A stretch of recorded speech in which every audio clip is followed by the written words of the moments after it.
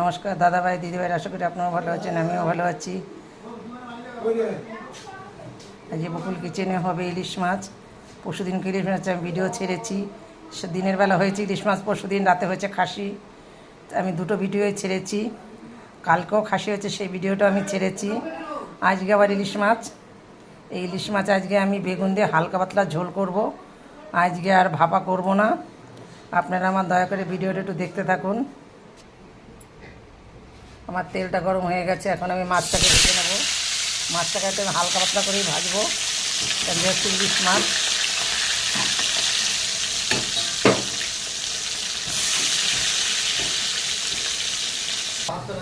মাছটাকে ভেজে আমি আলুটাকে ভেজে নিয়েছি। আলুটা আমি নামিয়ে নেব।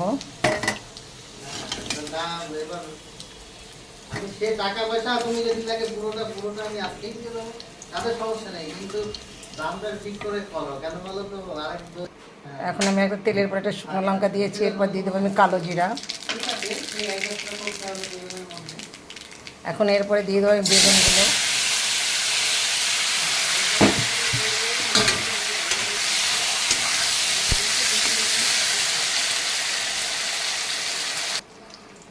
আমার বেগুনটাকে আমি ভেজে নিয়েছি তেলের পরে, দেখুন লাল করে বেগুনটাকে ভেজে নিয়েছি।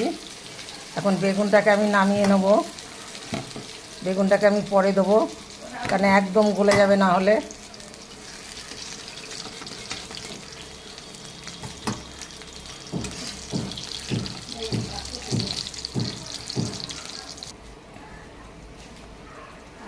এটার পরে আমি আদা, পোস্ত আর সর্ষে আমি বেটে নিয়েছিলাম, সেটা আমি আলু কষানোর ভিতর দিয়ে দিচ্ছি। এখন আমার এটা ভাজা হয়েছে, আমি এর ভিতরে দিয়ে দেবো একটু হলুদ,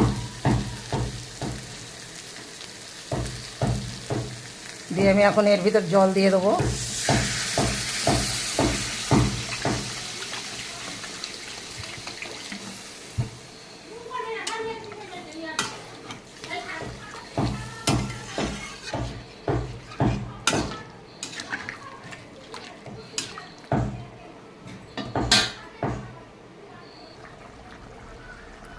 এখন আমি ইলিশ মাছগুলো ভেজে রেখেছিলাম, সেই ইলিশ মাছগুলো দিয়ে দেবো।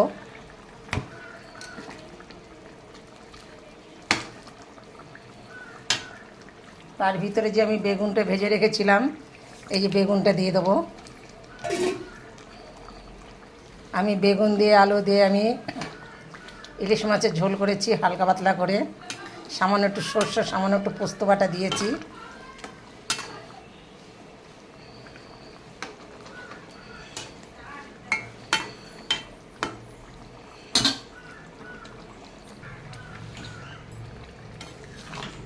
আমার বেগুন দিয়ে ইলিশ মাছের ঝোলটা কিন্তু আমার হয়ে গেছে। দেখুন আমি কত সুন্দর ইলিশ মাছের ঝোলটা আমি করেছি বেগুন দিয়ে। সামান্য একটু পোস্তটা হালকা সর্ষে বাটা দিয়েছি। এর ভিতরে কিন্তু আমি সেইভাবে মশলা দিইনি। সামান্য একটু আদা আর একটুখানি সর্ষা, এটা দিয়ে আমি হালকা পাতলা করে আমি দিয়েছি। এটা আমার হয়ে গেছে, আমি এখন এটাকে নামিয়ে নেব।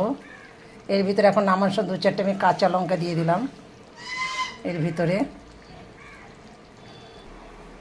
আমার ইলিশ মাছের ঝোলটাকে আমি নামিয়ে নিয়েছি। বেগুন দিয়ে আমি ঝোল করেছি, এই হালকা পাতলা করে। দেখুন কত সুন্দর হয়েছে।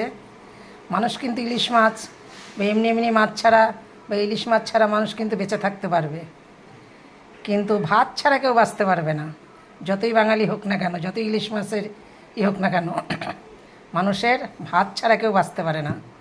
আজকে আমার ভিডিওটা দেখে একটা লাইক কমেন্ট শেয়ার করবেন, তাতে আমি খুব খুশি হব। আমি যে ইলিশ মাছটা রান্না করেছি, আমার একটু দয়া করে লাইক কমেন্ট একটা শেয়ার করবেন। আজকে হচ্ছে দেশ স্বাধীনের দিন। জয় হিন্দ।